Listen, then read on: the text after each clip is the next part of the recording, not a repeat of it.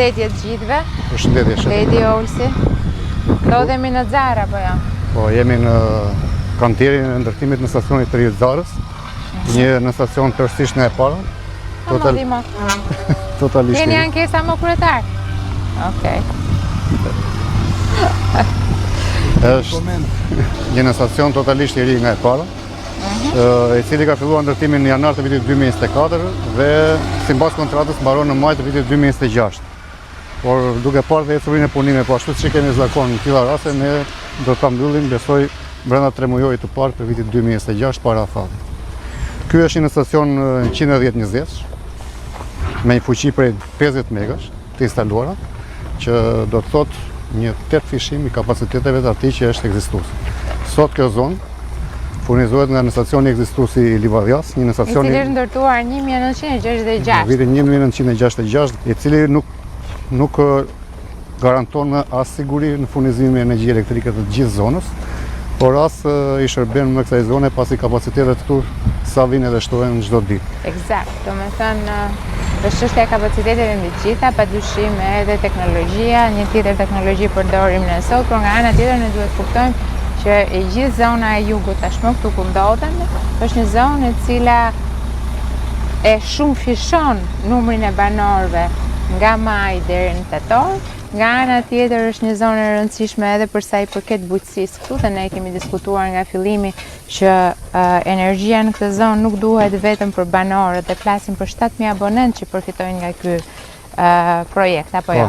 7.000 abonentë do të thotë 7.000 kontrata, por mesatarisht me 4 banor për familje, sikur ta marrim mesatarisht, flitet për rreth 28.000 banor të cilët përfitojnë. Por nga ana tjetër, siç tham, këtu përfitojnë të gjitha njësitë turistike, qofshin këto hoteleri, restorante etj, por edhe të gjitha njësitë e bujqësisë të ngritura në zonë, siç janë serat apo fermat e ullishteve, të agrumeve e tjerë çfarë prodhohet këtu në zonë. Kështu që duhet të themi që është një investim që duhej bërë, është një investim që na është kërkuar si nga bashkia, ashtu edhe nga të gjithë faktorët e zhvillimit ekonomik dhe bujqësor të zonës, por padyshim që përfitohet edhe më gjerë.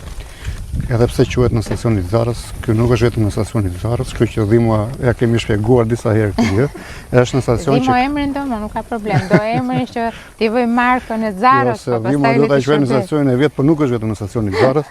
Ky është në stacion që në të ardhmen do të furnizojë gjithë zonën e Ksamilit, pasi do jetë një stacion parastor për gjithë zonën e Ksamilit, dhe ndërkohë do të bëjë dhe lidhjen unazore të fidrave që vinë nga stacioni i Saranës. Pra do të thotë kapacitete të shtuara dhe sigurim të furnizimit me energji elektrike në mënyrë, domethënë, totalisht ndryshe me këtë që kemi sot. Pra në raste deri para pak kohësh, këtu frynte një herë dhe gjithë zona ngele pa energji, tani do të thotë që kushtet atmosferike nuk do të jenë problem për këtë linjë dhe as kërkesa që do të vijë në rritje çdo vit, siç ne tashmë jemi mësuar që kemi një trend rritje të kërkesës për energji nga viti në vit me minimalisht 10 deri në 20%. Ky në stacion e garanton këtë për shumë vite të tjera që do të vinë në zhvillim.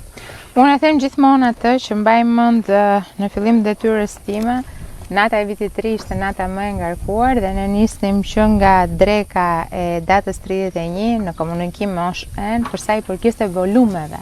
Dhe mbaj mend që volumet e tmeshme të konsideruara në atë kohë shkonin në 21.000 megawatt ose 21 milion kilovator, edhe arrinte pikun dhe bindin gjithë në stacionet kudo në vend.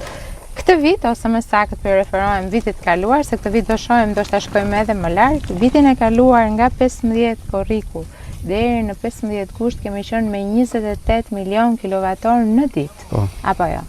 Në ndërkohë, meqense ndodhemi këtu, në pjesën më jugore të Shqipërisë, unë do desha që të bënim edhe një brief, një informacion tërësisht për jugun, duke nisur nga Vlora, duke qenë se edhe të gjitha investimet tona nuk janë vetëm përshëndruara pra këtu. Kemi edhe në stacionin e Akernis që po ndërtojmë, edhe në stacionin e Pisheresit që po ndërtojmë, të cilat janë kontributor kryesor për mbarvajtjen e shpërndarjes energjisë elektrike në gjithë pjesën jugore të Shqipërisë, aty ku është edhe turizmi i përshëndruar. Pa lënë këtu me një anë të gjitha punimet që po bëjmë në veri të vendit, në Lezhë apo dhe në Theth madje. Kështu që Sqarojmë pak situatën se si e kemi sot në jug, ku unë shpeshherë komunikoj dhe vetë me banorët apo me pronarët e hoteleve apo të restoranteve për shqetësimet që ata kanë. Kam marrë në fillim të sezonit shqetësime nga Boshi, pastaj është shqetësuar situata dhe janë disa pikat e cilat duhet të sqarojmë pasi ka investime që po bëhen në këto momente dhe kemi marrë dhe masa, pavarësisht se ne gjatë kësaj jave do të kemi një komunikim publik për të gjitha rajonet e Shqipërisë se çfarë ndodh me masat që kemi marrë për sezonin. Po mirë është që të themi se si po ecin investimet në jug tashmë. Edhe për zonën e jugut, ashtu siç ju përmenda, duke filluar nga në stacioni Akërnis, që është një stacion që ka filluar të ndërtohet, që do të jetë garanci për gjithë zonën e Vlorës, pegun e Nartës, Vërnecit, deri në zonën e ujit ftohtë. Edhe aeroportin mbi të gjitha. Edhe aeroportin mbi të gjitha. Është një garanci më shumë për sa i përket kapaciteteve dhe sigurisë furnizimit. Ndërkohë, patjetër që ne këto në stacione të reja që ndërtojmë, po ndalem deri te zona e ujit ftohtë, pastaj vazhdojmë me zonën e radhimës dhe të orikumit, ne këto stacione i shoqërojmë dhe me fibradalës, pra me linja të reja, që do të thotë të gjitha në stacione do të marrin ngarkesën e duhur që në mënyrë të tillë që të mos vuajë asnjë zonë për kapacitete dhe për garancinë në furnizimin e saj. Jemi duke mbyllur 2 fidra të rinj deri në fund të muajit, do të mbyllim 2 fidra shumë të rëndësishëm për zonën e orikum radhimës, që vjetë kemi pasur probleme me furnizimin e kësaj zone, pasi furnizoheshin nga disa fidra ajror të 30-40 viteve në operim. Dhe vetëm aq që janë edhe sensitiv ndaj agjendëve atmosferik, patjetër. Ndërkohë, këto janë fidra që do të vijnë në operim brenda muajit qershor. Pra janë fidra që neve tani kemi mbyllur pjesën kryesore të linjave kablore dhe po merrem me dhënën ngarkesës në përgabime. Pastaj jemi duke kaluar në zonën e pikut të ngarkesëve, themi aty ku kërkesa për energji që sa vjen dhe rritet dhe shtohet çdo ditë nga Palasa deri në Nimar. Kemi filluar të mbyllim dal nga dal ose ta vëmë tashmë në funksion projektin e shumë pritur për ne, që është projekti i linjave tensionit mesëm, tensionit ulët 20 kV nga Palasa deri në Nimar. Brenda muajit qershor do të vëmë një pjesë të bregut, pra gjithë zonën e bregut, që është zona e krahut djathtë kur ikim në drejtim të Imarës, do të kalojnë në rrjet kablor. Pra do të kemi më linja ajrore përveç zonave të fshateve, që edhe ato shumë shpejt do të marrin zgjidhjen po brenda Sinës Verës. Ndërkohë kemi një zhvillim të rëndësishëm dhe në qytetin e Imarës, ku gjithë qendra e Imarës së bashku me zonën e Livadit dhe me zonën e Jalës do të kalojnë në rrjet 20 kV. Ndërkohë kemi mbyllur një investim në Qeparot, gjithë pjesa e fshatit lart ka përfunduar shtrirja e rrjetit të ri së bashku me linjat ABC, që janë linjat e veshura tashmë që të gjithë e dimë që janë linja që përveç se garantojnë furnizim të pandërprer, garantojnë dhe nivel tensioni shumë të mirë. Ashtu siç vjet jemi përballur me problemet më mëdha në fshatin e Boshit, neve jemi duke përfunduar dhe aty para kohe, para afateve që janë deklaruar për përfundim. Afateve kontraktuale, se kohën do ishte bërë edhe më parë për të drejtën, po e kemi shpjeguar shumë herë që ne i kemi shumë të qarta vendet ku duhet ndërhyrë, i kemi të gjitha studimet tona të vizibilitetit, por sigurisht ka një përparësi sipas numrit banorëve që ka për zonë. Dhe koha ka qenë me kohë e duhur, por çështja është se sa janë mundësit financiare të kompanisë, pra të OSSH-s, dhe që është pjesë e grupit të OSHS, nga ana tjetër sa është edhe mundësia për të avancuar njëherë me qytetet që kanë më shumë banor dhe për të shkuar pastaj edhe në zonat bregdetare siç kemi arritur tani. Pra, jemi duke mbyllur zonën e Borshit dhe aty do të kemi një situatë krejt ndryshme gjatë Sinës Verës. Ndërkohë vazhdojmë me në stacionin e ri të Bunecit ose të Qerasit, që ju përmendëm pak më parë. Ka filluar implementimi i këtij projekti, që do të jetë një garanci shumë e madhe për të zhvilluar zonën në dy drejtime, në drejtim Sarandës dhe në drejtim Borshit në vitet që do të vinë.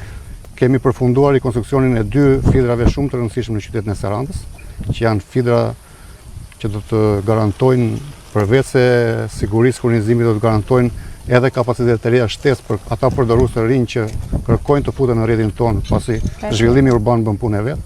Dhe një zhvillim po aq i rëndësishëm që deri vjet neve kemi pasur edhe bashk shumë herë komunikim në lidhje me zonën e Ksamilit. Zona e Ksamilit deri vjet furnizoi vetëm me një linjë furnizimi 20 kV.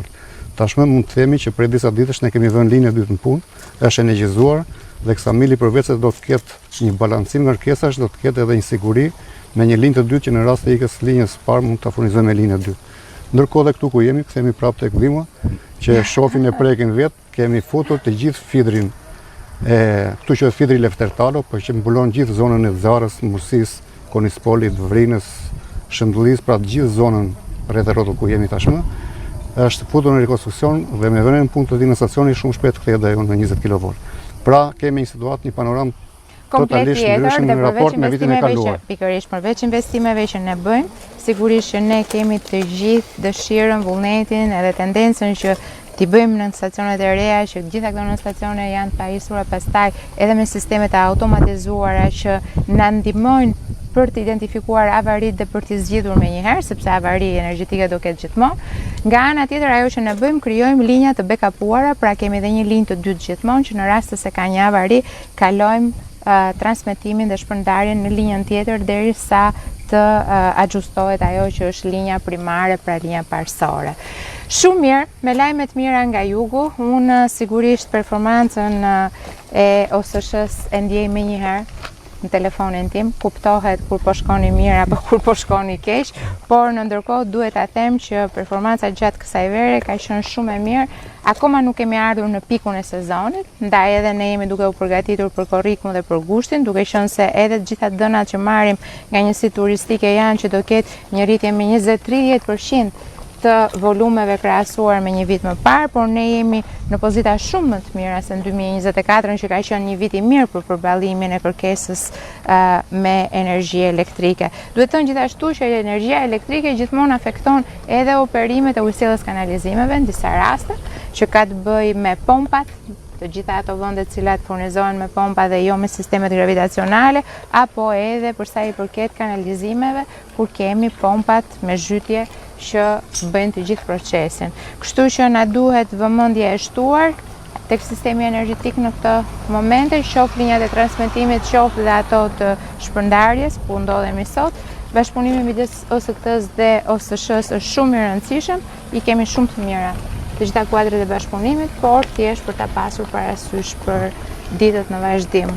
Okej, ju falenderoj për shoqërimin sot këtu në këtë kantier të ri dhe kaq të kërkuar nga komuniteti Xhariot. Tani ne do ta përfundojmë para afatit, në maj e kemi kontratën tha drejtori, do mundohemi ta përfundojmë para se të njësi vera e vitit ardhshëm dhe këtu vera nis që në mars. Blendi, kështu që merri masat. Shumë faleminderit gjithëve.